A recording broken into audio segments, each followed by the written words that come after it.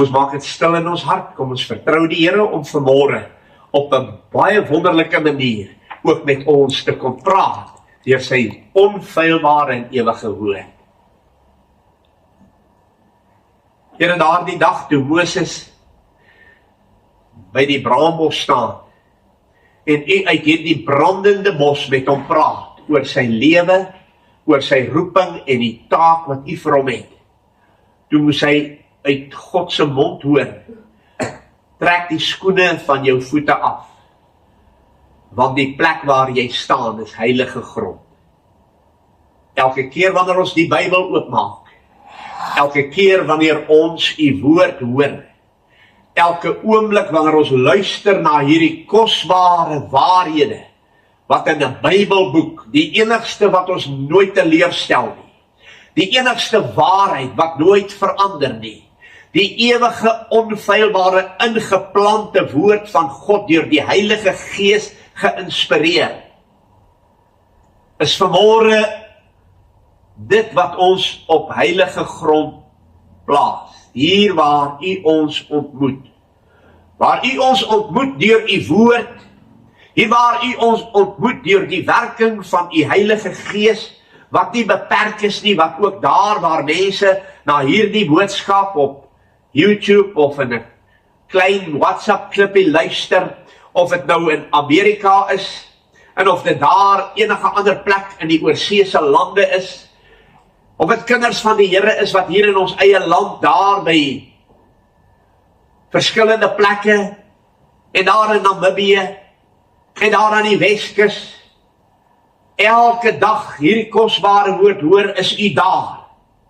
Want U het gesê, U sal nooit U woord ledig tot U teruglaat keer nie, maar U sal voorspoedig wees, hierdie woord, in alles waartoe U dit uitstuur, en dit sal sy vrye loop neem, omdat dit God is wat dit gesê het. Gee vanmôre genade vir elkeen wat U nodig het. Ons dink aan hulle wat op die gebedslys is, hulle wat vanmôre pyn beleef, hulle wat vanmôre herstel na 'n siekbed. Ons dink vanmôre aan oumaatjie daar in die Geneva kliniek, waar hy en Olivia saam rondom haar bed sit, en dit nou na 'n einde se kant toe stap, en sy verswak by die dag. Ons wil vir hulle bid, dat U genade sal gee, en dat Jesus verhoog en verheerlik sal word. Ons bid vir die saak van U woord, wat hierdie week in mense se harte geval het, by begrafnisgeleenthede. Ons wil vra, dierbare Here, dat U ons in die holte van U hand sal dra. Baie dankie vir elke kind van U wat vanmôre ook hier is. Ons dank U vir die lewenspad wat ons kan stap saam met U. En leer ons vanmôre die woorde wat in U Bybelboek opgeteken staan as 'n openbaring, en seën lippe wat die lof van God moet bring, en gee vir ons harte om te verstaan. Trek ons met koorde van liefde naby U, en hou ons vanmôre vas in die holte van U hand, en dat elke gedagte en hart gehoorsaam sal wees, en gevange sal wees in gehoorsaamheid aan U woord, en dat Jesus, ons verlosser, die koning van alle konings, daardeur verheerlik word. Ons bid en vra dit in Jesus se naam. Amen. Ons gaan vanmôre vir die vra om die woord van die Here oop te maak, daar by Efesiërs hoofstuk 4, dan gaan ons so vanaf die 11de vers, 'n paar verse met mekaar saam lees.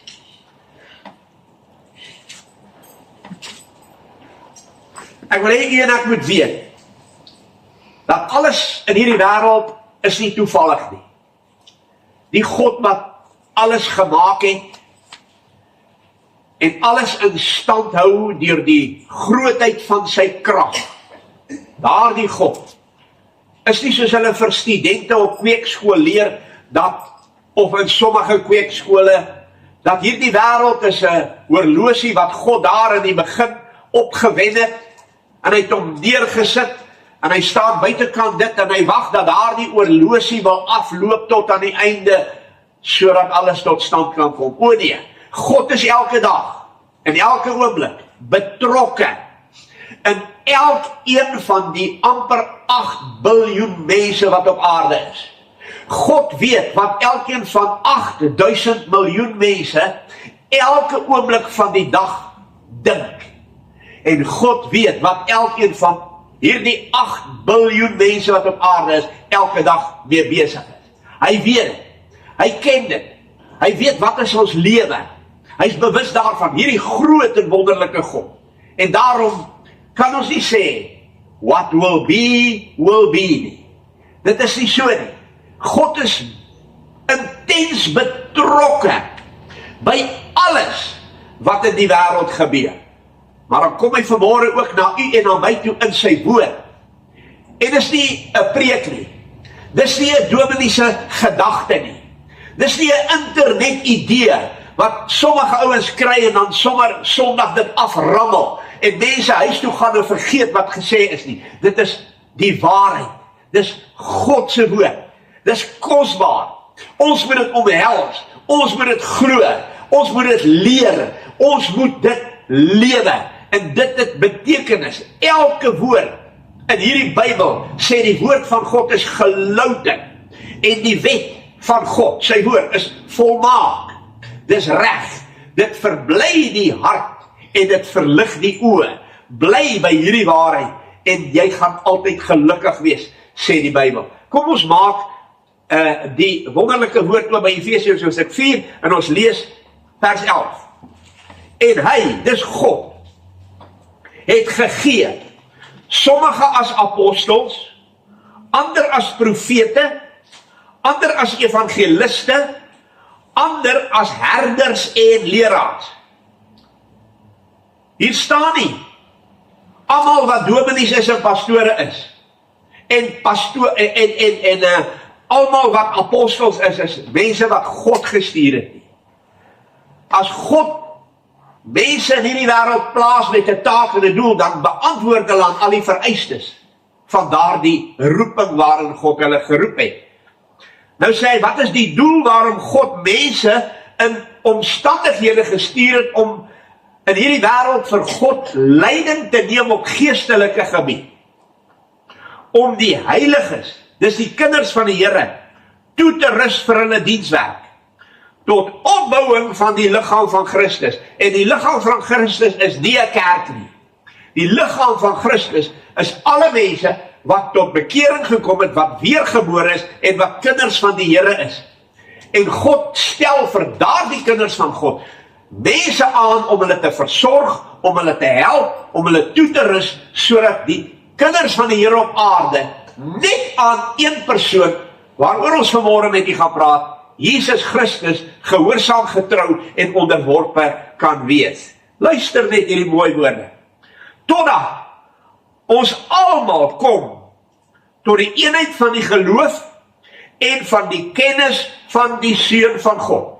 Nou, u kom Sondag kerk toe. U kom by kinders van die Here saamkom. En die Bybel sê, die doel is waarom hy leraars gegee het, om daardie kinders van die Here te bring op 'n plekkie waar hulle kom tot die volle mate van die grootheid van Christus en geestelik kan groei en die kennis van die Seun van God. So as jy die Jesus van die kansel af hoor nie, gaan soek vir jou 'n ander kerk. As jy nie Jesus as die middelpunt in die bron hoor nie, gaan kry vir jou 'n plek waar jy dit hoor, sodat jy die volle kennis van die grootte van Christus Jesus kan ontvang en kan groei. Hy sê, tot 'n volwasse man, tot die mate van die volle grootte van Christus. Hoekom moet ek dit hoor? Hoekom moet ek groei? Hoekom moet ek net Jesus Christus hoor? Hy sê, sodat ons nie meer kinders sou wees wat soos golwe geslinger en heen en weer gedryf word deur elke wind van lering, deur die bedriegery van die mense, deur sluiheid om lustiglik tot 'n dwaling te bring nie. As baie mense wat vanmôre in hierdie wêreld in omstandighede sit waar hulle alles hoor, maar is 'n sluiheid om hulle lustiglik tot dwaling te bring. Ek gaan iets met u deel wat gister of gedurende die week met my en 'n jong man daar in Stilbaai gebeur het. Maar terwyl ons in liefde die waarheid betrag, in alles sou opgroei in hom wat die hoof is, naamlik Christus. Ons gaan vanmôre net oor vers 15 met u praat na aanleiding van Jesaja 1 vers 3. Hierdie woorde: maar terwyl ons in liefde die waarheid betrag. En seentjie en sy pa gaan dorp toe, en hierdie seentjie struikel oor alles, en hy stamp teen sy pa sê, wat gaan aan? Hy sê, pa het pa nie gesien nie. En hy gaan staan stil, en sy pa moet ook uiteindelik stil staan. Sy pa sê, wat is dit? Hy sê, papa, het papa daai meisie gesien? Sy's pragtig. Sy's mooi. Sy's kosbaar. Kan pa haar sien? En hy het haar betrag. Nou sê die Bybel, wanneer ek 'n kind van die Here word, wanneer ek aan Jesus behoort, wanneer ek wil opgroei tot die volle mate van Christus en die kennis van die Here wil ervaar in my hart, en alles van Jesus wil weet wat my naby ombring, wat van my 'n suksesvolle geestelike groeiende kind van die Here wil maak, dan moet ek vers 15 in my lewe 'n realiteit maak. Hy sê, maar terwyl ons in liefde die waarheid betrag, en die waarheid is nie iets nie, die waarheid is nie 'n kerk nie, die waarheid is nie 'n geloofsbelydenis nie, die waarheid is 'n persoon. Jesus is die weg en die waarheid en die lewe. En hy sê, as kinders van die Here tot die volle mate van Christus wil groei, moet hulle elke dag van hulle lewe Jesus betrag. Hulle moet oor hom kan opgewonde raak. Hulle moet hulle verbly in hom. Hulle moet na hom kyk. Hulle moet dankbaar teenoor hom wees. Hulle moet hom alles in hulle lewe kan maak. En die sleutel is waaroor ons vanmôre met u gaan praat.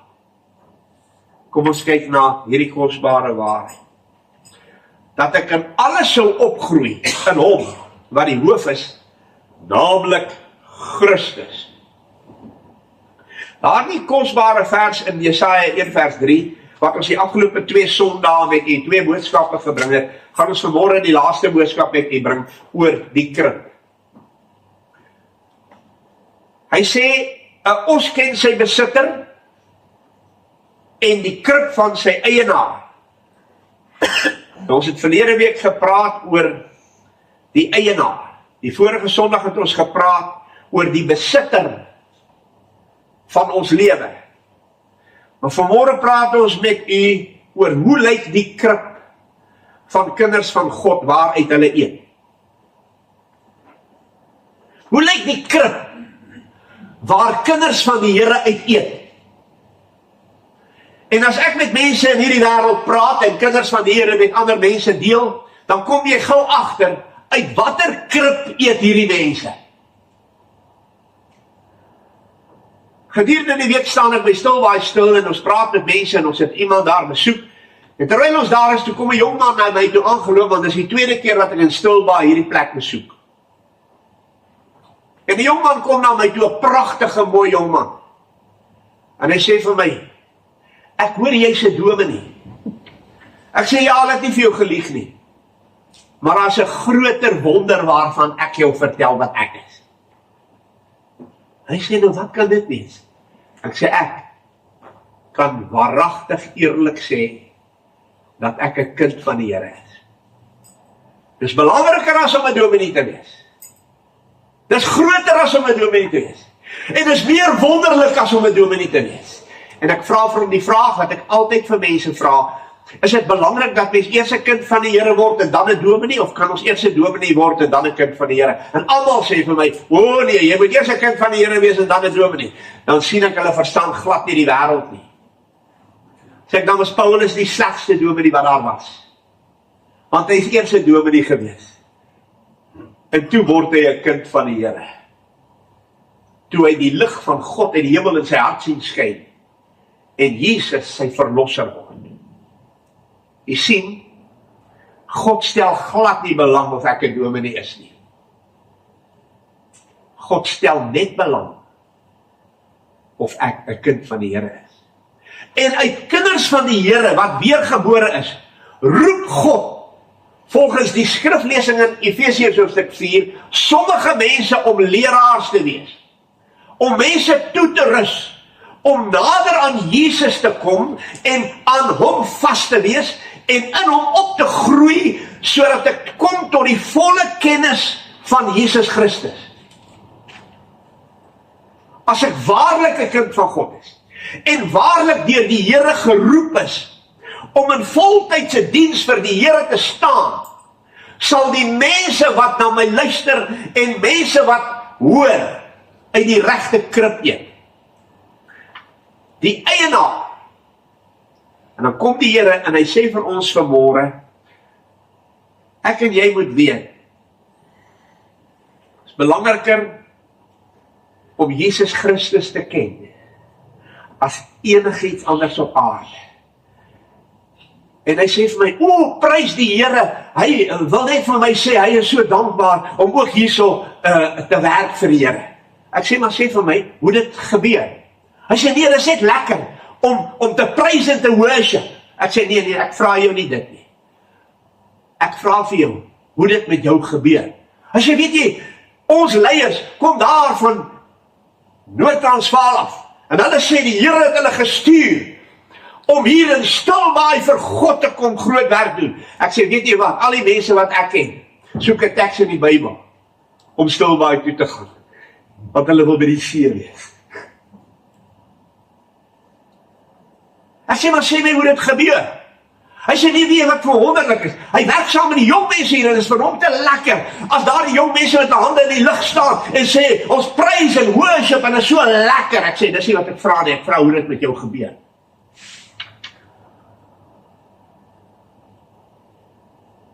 My hart het gehuil, want ek het geweet, hy eet by die verkeerde krib. Hy ken niks van die waarheid nie. Julle moet vir hom bid, ons gaan weer vir hom kuier.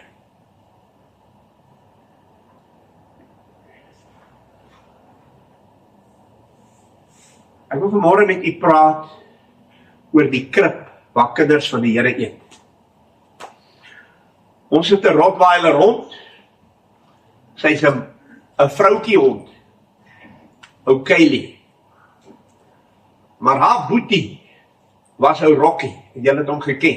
Hy is nie meer daar nie. Maar vanaf Rocky klein is, het hy alles gekry om te eet. Hy het appels geëet. Hy het enigiets wat ons geëet het geëet. Hy het denkbaar enigiets wat jy in sy mond gesit het Rocky geëet. Tot hy dood is. En toe kom Kylie.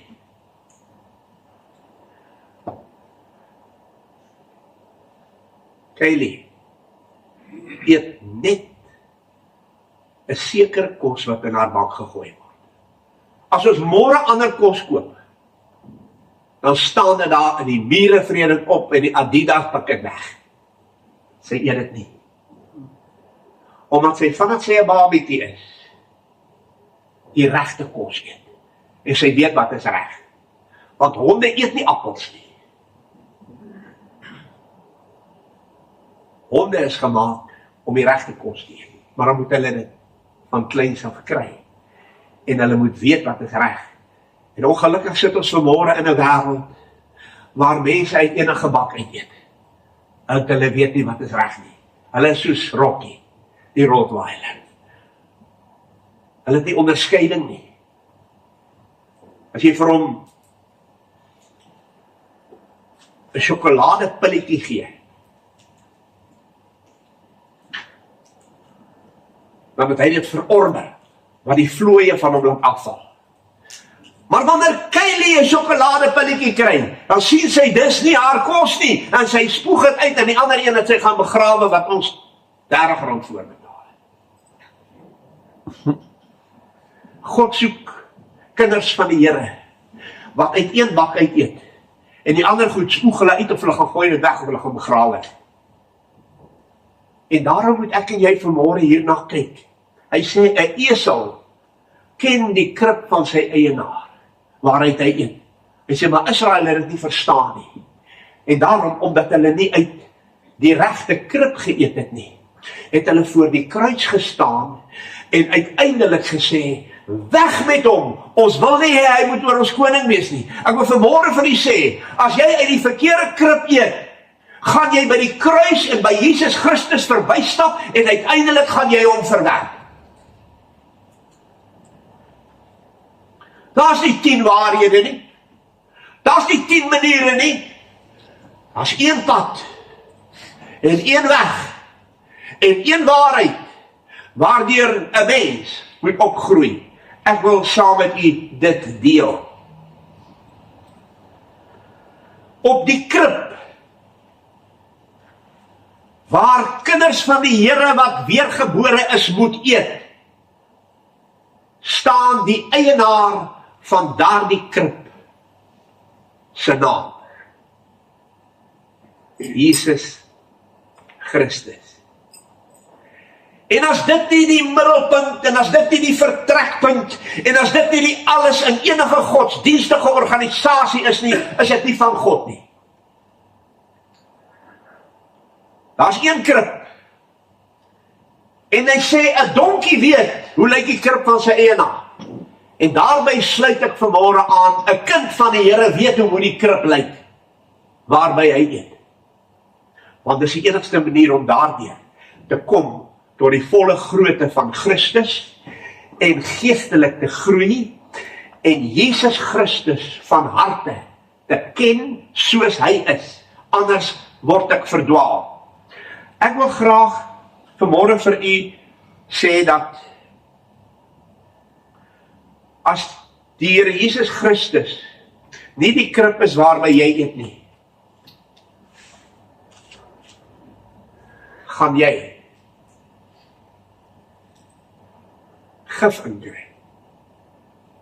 Want die duiwel gooi in baie krippe, baie gif, wat tot mense se ondergang en geestelike ellende lei, en wanneer hulle daardie dag voor die Here Jesus staan, gaan hulle hoor, gaan weg van my, ek het jou nooit geken nie, jy het by die verkeerde krib geëet.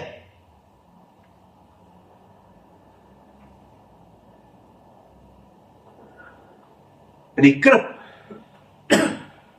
waar kinders van die Here eet, met die naam Jesus Christus op, wil ek graag vir u vanmôre wys, wat is die inhoud as ek daarin kyk? Hoe lyk dit?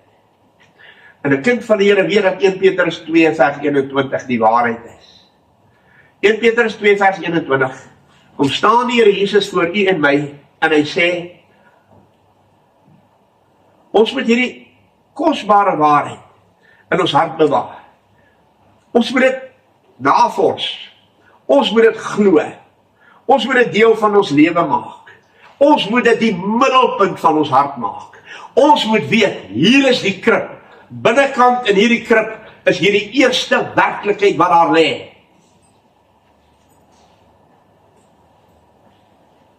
Want hiertoe is julle geroep. En hy praat nie van die hele wêreld nie. Hy praat nie van mense wat die duiwel dien nie. Hy praat nie mense wat goddeloos is nie. Hy praat van mense wat nuut geword het in Christus. Jesus, kinders van God geword het. Hy sê, en julle, hiertoe is julle geroep. Waartoe?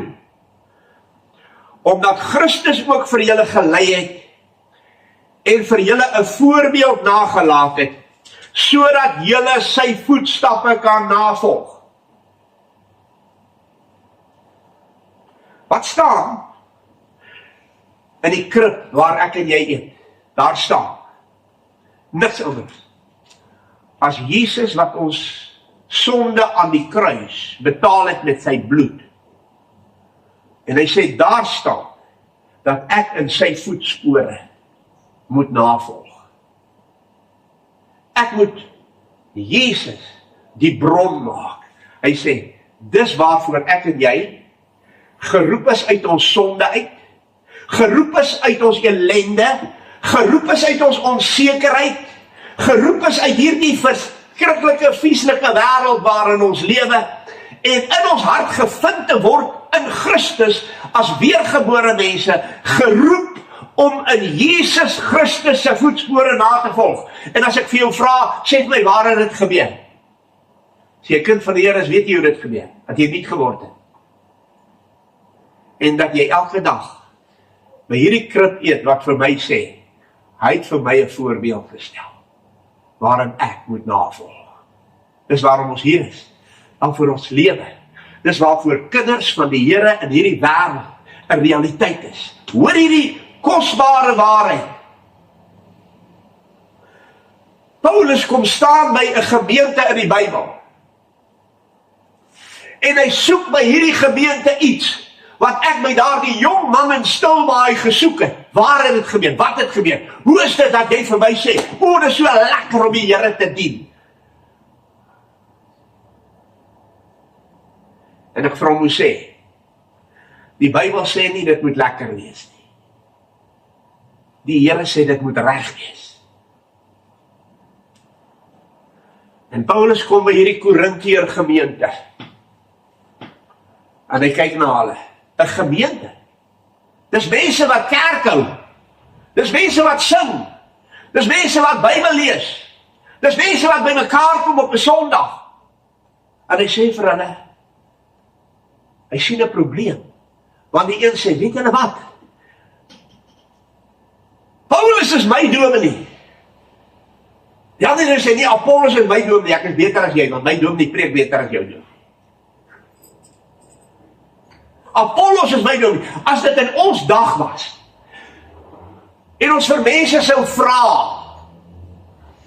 hoe gebeur dit? Dan sê hulle, weet jy by ons? My vroukie in Mosselbaai sê vir my, die Here het ons so geseën, die polisie moes ons gisteraand 3 keer kom stilmaak. En ek vra vir haar, as hy hulle 5 keer stil gemaak het, sou dit nou meer geseën gewees het.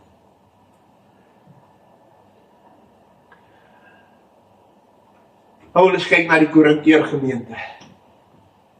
Die een sê, ek kan tog in tale praat. Die ander een sê, ek is beter as hy, ek kan dit uitlê. Die ander een sê, ek is beter as jy, want ek het die gawe van gesondmaking, as ek vir mense bid, dan word hulle gesond.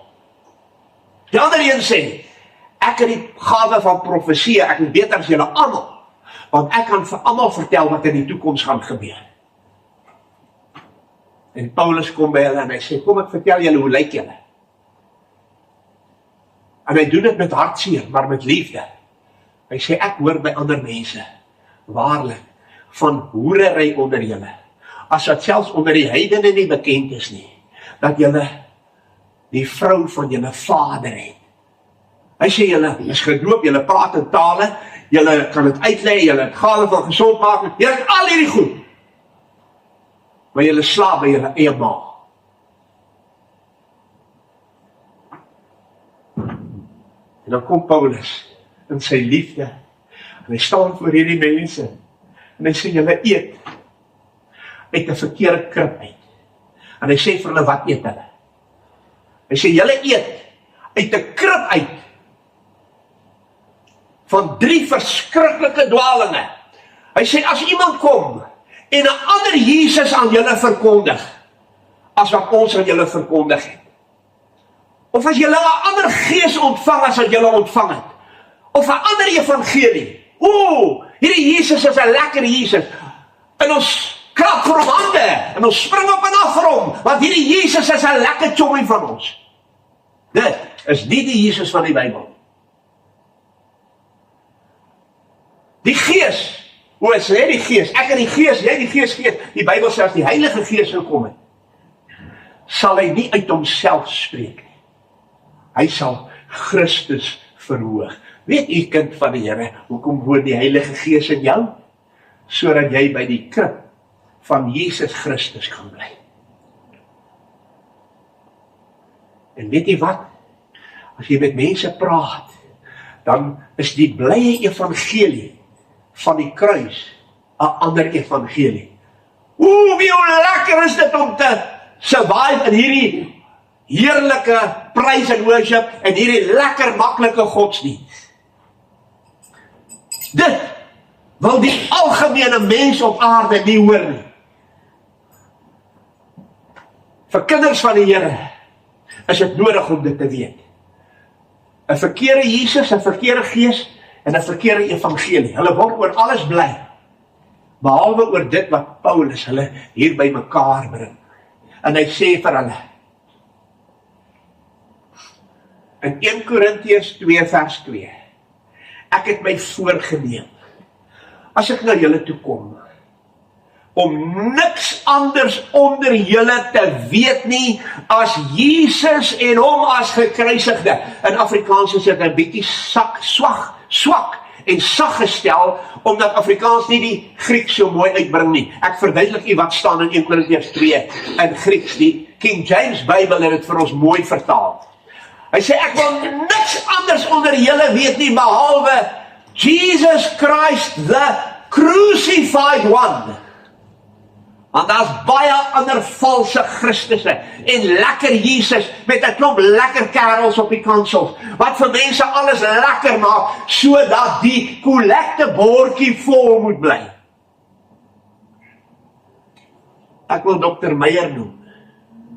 Ek het baie jare saam met sy seun motorfiets gery. En ek het hom leer ken en ek het met hom gepraat en ons het lekker gesels en ek het agtergekom, hier's 2 kosbare kinders van die Here, Elsie en Dr. Meyer. En ek het nog nooit probeer om mense lidmate by my gemeente te maak. En om 'n klomp lidmate te soek nie. Ek is dankbaar vir elke persoon wat God na ons gemeente toe stuur, waar ons die Here Jesus in waarheid kan dien. En een oggend, toe ek daar by die deur staan, hier kom Dr. Meyer en sy vrou aangestap.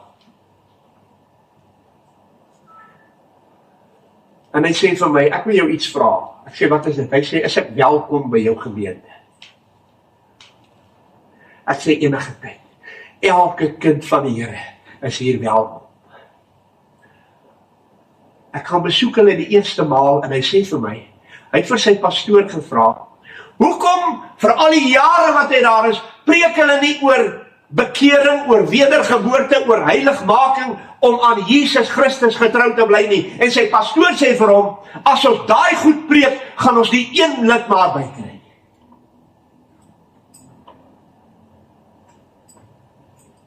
Een rukkie daarna kom hy een oggend kerk toe, en hy is nou Alzheimer, hy kan glad nie onthou wat hy ooit geweet het nie. Ek en Corrie gaan kuier vir hom en ons gesels lekker saam. En wanneer ons ry, dan vra hy vir Elsie, wie was nou hier? Maar weet jy wat? Hy het 'n pad met God geloop. En daardie oggend toe kom hy met so plastiek sak, so groot A4 aan sy sy, en toe hy by die deur kom, toe sê hy vir my, ek het baie gebid hieroor. En ek het vir die Here gesê, ek dink dit is jy behoort dit te hê. Hy was op die inner circle van hierdie mega kerk in ons dorp. Omdat hy geld het, en omdat hy posisie het, tot hy gesien het, hy kan nie meer hier aangaan nie. En hy gee vir my daardie dik boek, en hy sê, dit is die leerstellings van hierdie gemeente, kerk waar ek was. En ek dink jy moet dit lees, en ek maak dit oop, en ek sien die kerk se naam, maak die tweede bladsy op, en bladsy 3 staan daar, hierdie woorde. We serve a wild and crazy God. En hierdie dorp, sit mense vanmôre en luister na 'n willemal God wat verkondig word. En die krib is nie Jesus Christus nie. Ek sê dit met 'n traan en hartseer in my hart.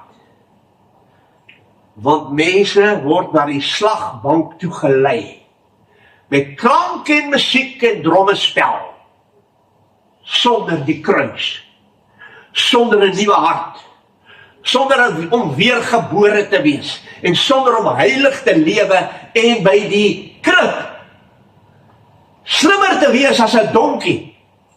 Want die Bybel sê, 'n esel ken die krib van sy eienaar. En 'n kind van die Here, wat aan Jesus sy eienaar behoort, weet dat Jesus die krib is, waar hy kinders van die Here moet eet. Ek wil vir u sê, ek praat met iemand oor die evangelie en hy sê vir my, kom ek wil jou vertel hoe lekker is dit by ons. Ek stuur vir jou 3 boodskappe van ons gemeente en ek lees dit. En hy bel my en sê, wat dink jy van ons kerk? Ek sê, wonderlik. Maar ek het al 3 boodskappe geluister en vir die eerste 45 minute van daardie boodskappe het daai ou wat vir jou gesit en lieg het, nie een keer oor Jesus Christus gepraat. 45 minute! En Jesus is nie een keer daarin nie. Nou kom staan die Here vanmôre voor u en my, en hy sê, kan jy sien, hoe verskriklik belangrik is dit, om aan die regte eienaar te behoort, en by die regte krib te eet. Hoe lyk die inhoud van die krib waar kinders van God eet? Jesus is die een wat ons voorbeeld nagelaat het. Ons moet in sy voetspore navolg. Die krib waar kinders van God eet, is die heuning wat 'n by uit die blommetjie uithaal en in daardie krib sit. En daardie soet heuningkoek skryf die profeet van die Ou Testament, toe ek u woord gevind het, Jesus, toe was dit soet vir my verhemelte en 'n vreugde en 'n vrolikheid vir my hart. Vir 'n kind van die Here is die krib se kos soet. Dit verbly sy hart en dit verlig sy oë en hy besef die wet van God is volmaak. En dan kom die Here by my en jou en hy sê ek moet ook onthou, daar's 'n ander krib ook. Want uit dieselfde blom haal die spinnekop sy gif. En hy maak bakke en bakke van mense vol, waar hulle elke Sondag sit en eet, waar die gif van Satan daarin is, sonder Jesus Christus, die Seun van God, die gekruisigde.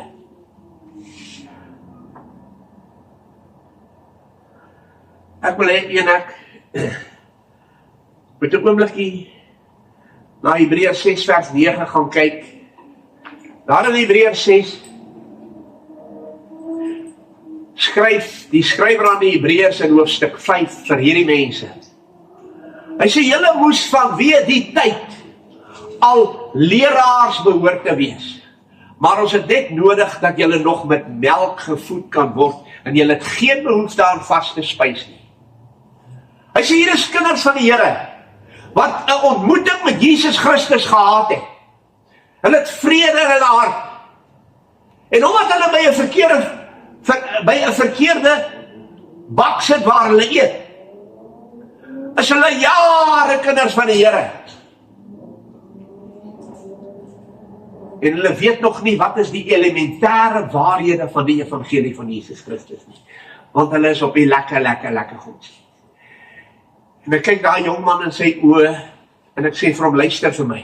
Hoor wat ek vir jou sê. My Bybel sê, 'n regverdige sal deur die geloof lewe. 'n geloof in Jesus Christus en nie deur die emosie en die gevoel nie. As ek en jy vanmôre na Hebreërs 5 kyk en hy sê, julle moes al dominees gewees het, wat ek vanmôre vir u sê, my Bybel sê, elke kind van julle moet as ek volgende week iewers heen gaan, moet ek enige persoon wat hier staan en hier sit en na hierdie boodskap luister, wat 'n kind van die Here is, moet ek gaan sê, hoor, sê nie Sondag vir my kom preek nie.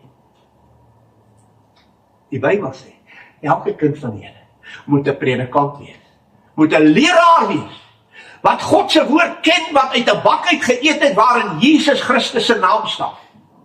Alhoewel julle vanweë die tyd leraars behoort te wees, het ons weer nodig om julle met melk te voed, sê die skrywer aan die Hebreërs. En nou kom hy, en hy sê,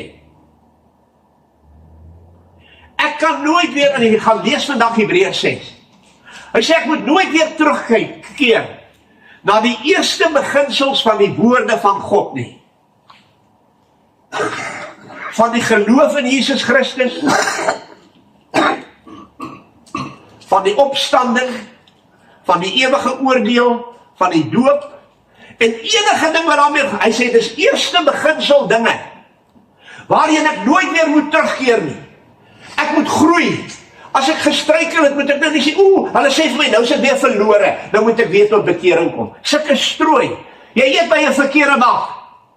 'n kind van die Here kan nooit verlore gaan nie, sê die Bybel.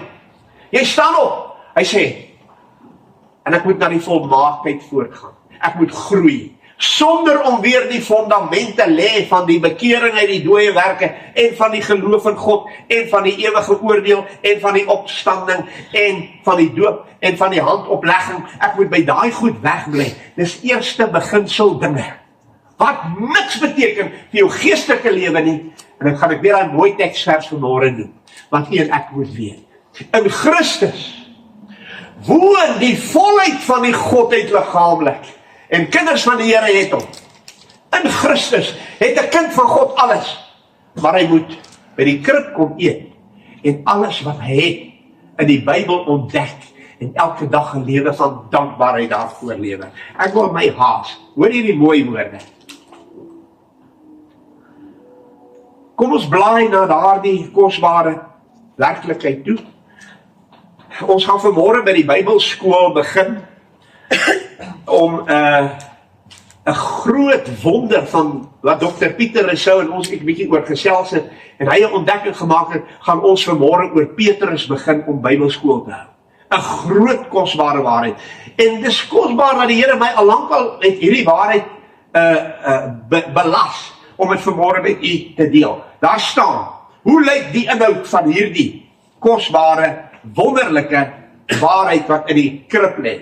Daar staan wat ek en jy moet eet. 1 Petrus 2 vers 19 en 20. Hoor hierdie mooi woorde. Hy sê, en ek het juist hierdie gedagte, daar is miljoene waarhede in die Bybel oor wat in die krib is by die Here Jesus, as ons daar eet. Ek het my pad uitgegaan om 'n Bybelwaarheid te soek wat nie lekker is nie, maar wat reg is. En hier is groot genade wat die Here ons moet gee om te weet, by die Here Jesus, in sy genade en in sy koninkryk en op sy pad, is alles nie lekker nie. Dis nie net aangenaam en goed nie. Want daardie dag toe Johannes in die hemel kom, en die Here gee vir hom 'n klein boekie om te eet, en ek het gedink ek moet 'n boodskap daaroor bring, ons gaan 'n tyd vorentoe daar uitmaak.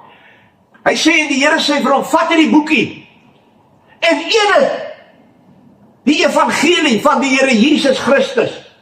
Hy sê, en toe hy dit eet, was dit soet vir my, sy verhemel toe. Dit was wonderlik stroopsoet in sy mond, maar in sy maag het dit bitter geword. Dit beteken dat die evangelie van Jesus Christus, wat in sy voerbak vir my en jou lê, wat ek elke dag moet eet, is goed nie net soet nie. Dis bitter ook. Daar's bitter tye in kinders van die Here se lewe. Daar's moeilike omstandighede in kinders van die Here se lewe. Daar is goed wat nie vir hulle reg lyk in hulle lewe nie. En dan kom die Here en hy sê, luister hierdie wonderlike woorde, wat hierdie wyse Petrus kwytraak, deur die Heilige Gees. Hy sê, dit is genade. Kom stop daar.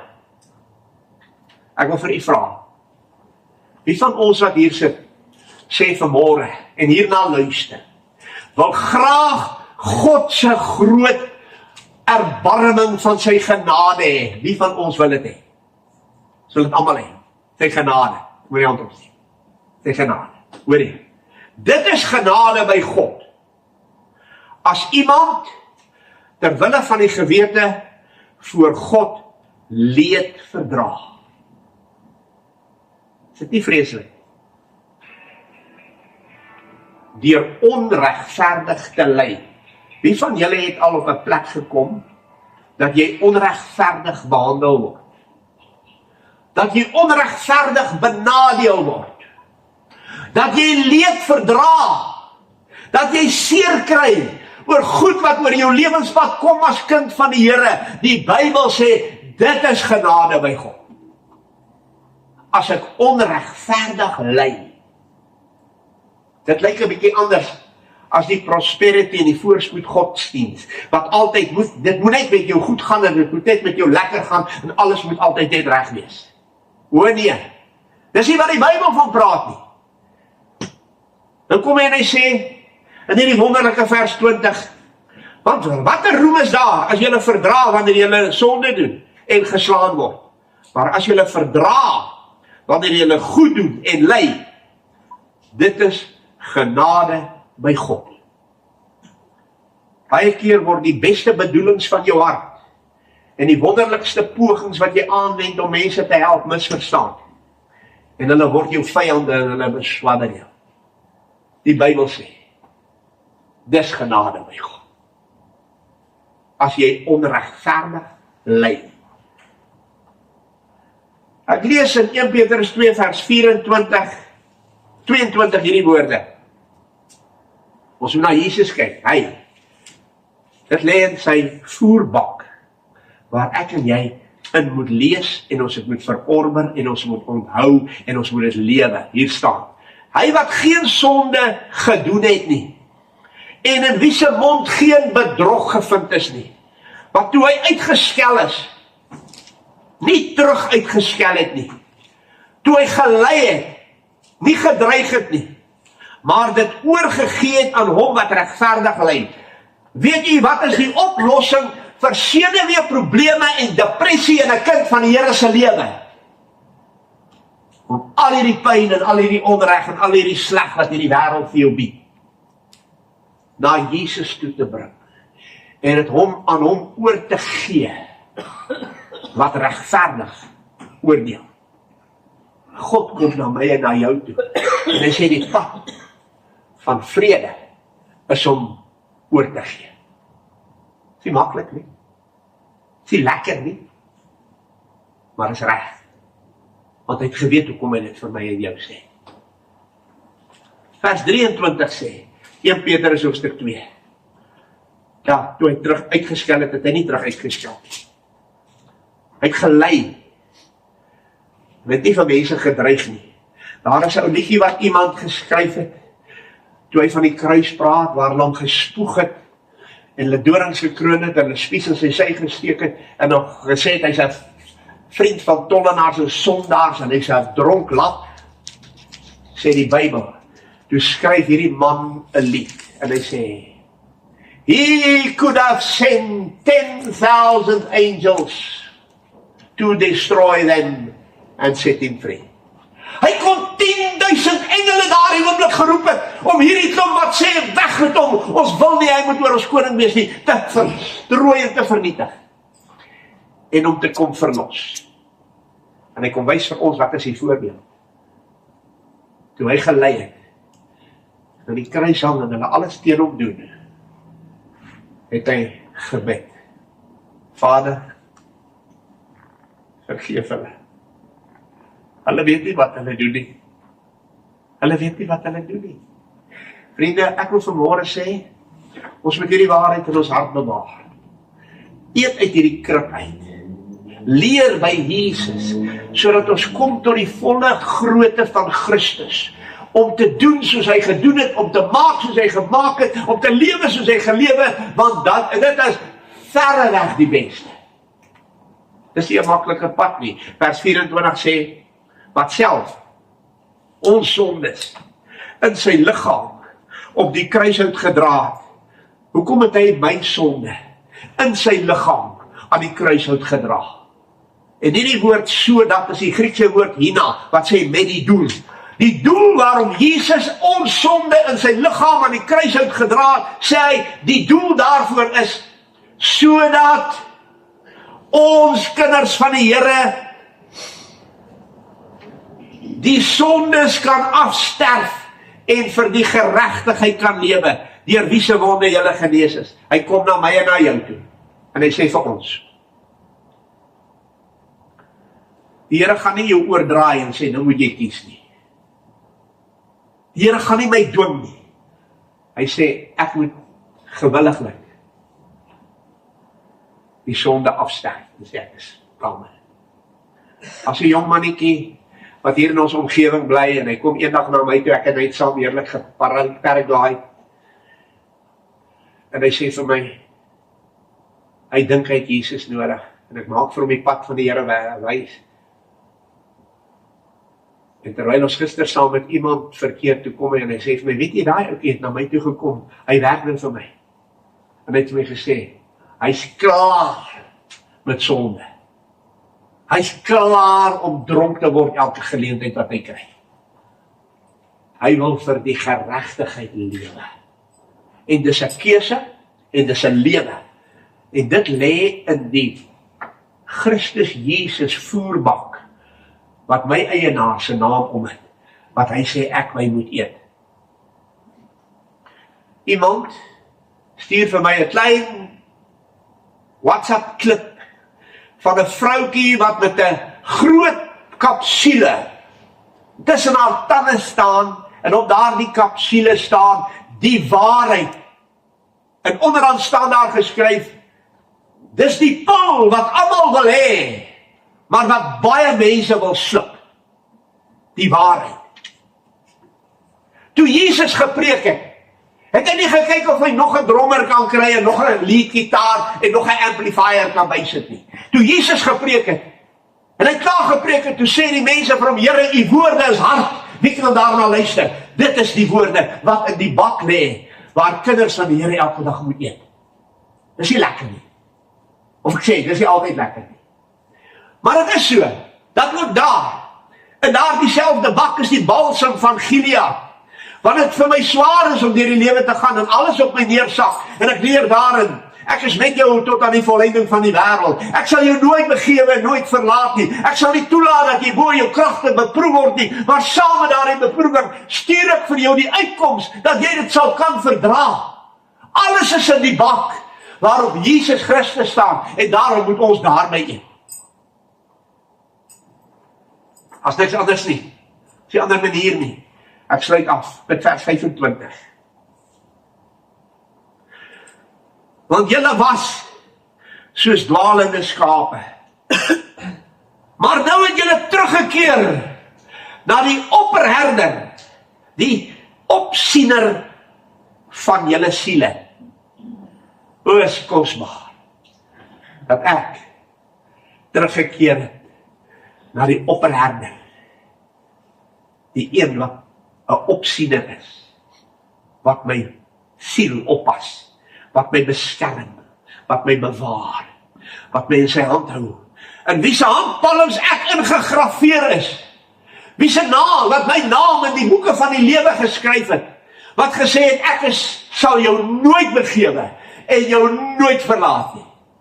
Kom staan Jesus vanmôre voor my, en hy sê, kinders van die Here, sorg asseblief, dat jy elke dag, uit jou eienaar, Jesus Christus, se bak eet. As jy nie Jesus alles in jou lewe maak nie, as jy nie die Bybel oopmaak, en elke dag daarin Jesus Christus sien, en wat hy van my verwag nie, dan is ek, en ek wil die Engelse woord gebruik, stupid. Dan is ek dommer as hy esel, want hy sê, 'n esel weet waarom te eet. En daarom weet 'n kind van die Here, by watter bak moet hy eet, watter krib is syne, die een waar Jesus Christus op staan, en alles binnekant, die soet en die swaar, en die pyn en die lekker, van die evangelie, elke dag my deel is. Mag die Here ons help, mag hy ons genade gee, mag hy ons in sy hart vastrek, en mag ons lewe, saam met Jesus, herlewing bring, in hierdie gemeente, en in ons land, en daar waar ons is. Iemand skakel my gister, en sê, Dominee, wat staan in die Bybel? Sal daar weer 'n wêreldwye herlewing wees? Toe sê ek, as ek die Bybel reg lees, nee. Want ons is op pad na die anti-Christus regering toe. Een wêreldorde, een wêreldgodsdienst, een wêreldgeldstelsel, een wêreldpolitiek. Maar my Bybel sê vir my iets, en dis bemoedigend. Hy sê, God beloof vir ons die vroeë reën en die late reën. Daar waar 'n gemeente, nie 'n kerk nie, 'n gemeente, wat uit kinders van die Here bestaan. Daar waar hulle gehoorsaam word aan die Here, daar waar hulle mekaar lief het, daar waar hulle vir mekaar omgee, daar waar hulle uit dieselfde krib eet, word Jesus verhoog, en dan trek hy almal na hom toe. herlewing sal min en skaars en raar wees. Maar daar waar kinders van die Here Jesus die middelpunt van hulle hart maak en die krib wees waar hulle eet en hulle hom elke dag sien as hulle eienaar, wat alles van hulle weet en hoe ons in hom lewe, sê hy, sal ek en jy herlewing smaak. Al is dit klein, al is dit min, en hoe nodig is dit nie, in hierdie laaste dag, om aan hom in alles gehoorsaam te wees. Kom ons bid saam. Baie dankie vir die onbegryplike liefde. Ons is dankbaar dat ons vanmôre nie nodig het om in die bladsye van die Bybel rond te skarrel en te wonder wat U vir ons wil sê nie. Want ons weet wat is reg. Omdat die Heilige Gees in ons harte uitgestort is. En die liefde van God daarmee saam, om elke dag deur die wêreld te stap as stryders van die banier van die kruis. Help ons om nie soos die Korintiër gemeente alles mee besig te wees behalwe die belangrikste nie. Want ons weet, Jesus, die gekruisigde, is alles en almal wat ons nodig. Trek ons naby U, sit U werk in ons harte voort. En ek bid vir elke persoon, waar hulle ook al in ons land, op 'n plekkie eenkant is, dat Jesus ook vir hulle daar ryklik sal seën. In Jesus se naam dank ons U. Amen.